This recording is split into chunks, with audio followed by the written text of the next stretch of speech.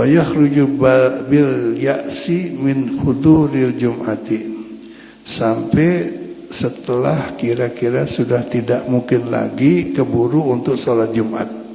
Kalau dia mandi dulu bakal ketinggalan Jumat, maka sudah hilang waktu sunnah mandinya itu. Wal afdalu, yang afdalnya mandi Jumat itu adalah takhiruhu ila rawahi, mentakhirkan mandinya ketika setelah siap untuk berangkat menuju ke tempat sholat Jumat.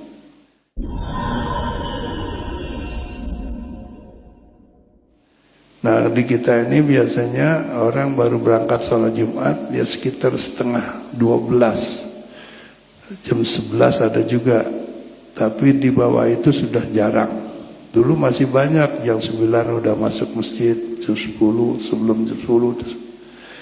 Nah, kalau sekarang katakanlah setengah 12 dia baru akan berangkat, maka yang afdal ya akan berangkat itu dilakukan mandi sunatnya. Kemudian sunnah mandi itu untuk siapa gitu? Wa yakunu al-ghuslu li hadiriha, sunnah bagi orang yang mau mengerjakan sholat Jumat.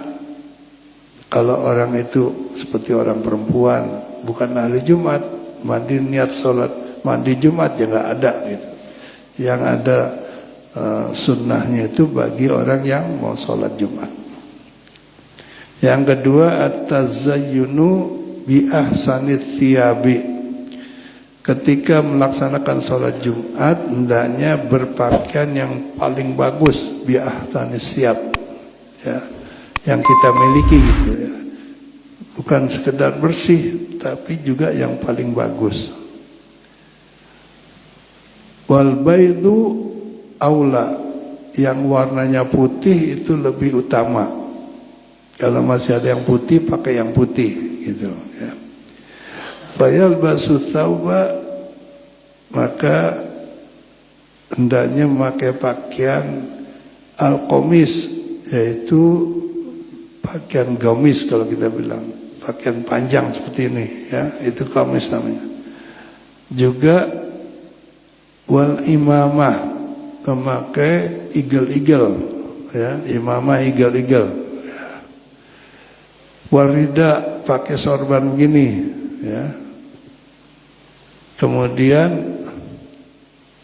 wa yusannu ayyubaligha al-khatibu bi husnil hay'ah, dan lebih disunatkan lagi bagi khatib yang akan menyampaikan khutbah, hendaknya betul-betul berpakaian yang paling sempurna lah gitu ya.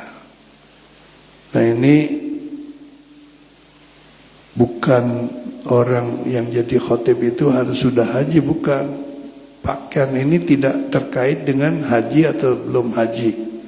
Pokoknya orang yang mau sholat Jumat, pernah haji atau tidak pernah haji, tetap disunatkan pakai sorban, pakai igel-igel, ya, pakai jubah kalau perlu, ya, dan sebagainya.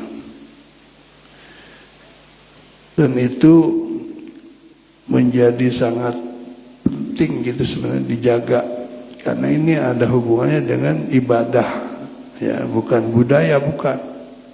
Sebab ada anggapan itu budaya Arab katanya, pakaian sorban atau igel-igel budaya Arab.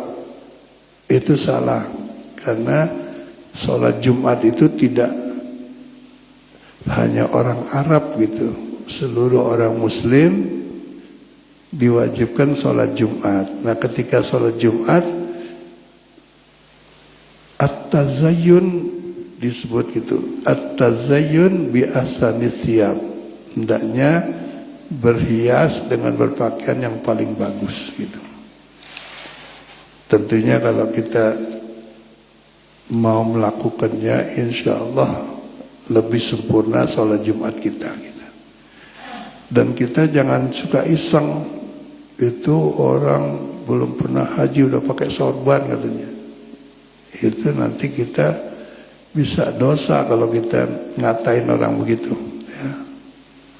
Ada orang suka iseng, nggak malu tuh orang belum haji udah pakai fikih haji, udah pakai sorban, udah pakai igel gitu. Jangan sampai kita tidak mengerti gitu. Kemudian at-tanazzuhu. Yang ketiga, sunat hendaknya membersihkan min halqi'in anatin, mencukur bulu-bulu yang ada di kemaluan kita, yaitu jembut kita.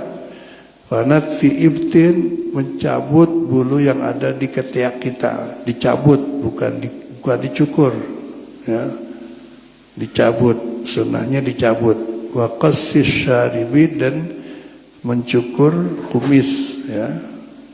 Wa taqlimu zufuri, memotong kuku. Wa izalati rihil karihatin, hendaknya membersihkan atau membuang bau-bau yang ada di badan kita.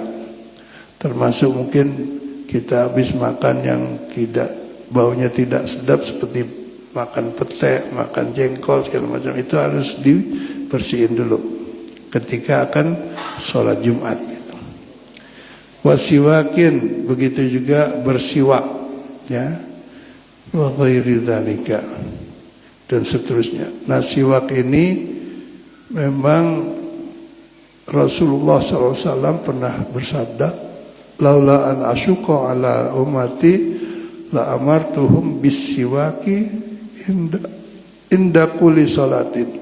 Seandainya tidak merepotkan, memberatkan umatku, tidak bikin repot, tidak bikin susah, tidak bikin berabe, maka saya wajibkan umatku untuk selalu bersiwak ketika sholat. Saking pentingnya siwakannya. Boleh, yang paling bagus siwakan itu adalah dengan kayu siwak yang memang dicontohkan oleh Rasulullah SAW.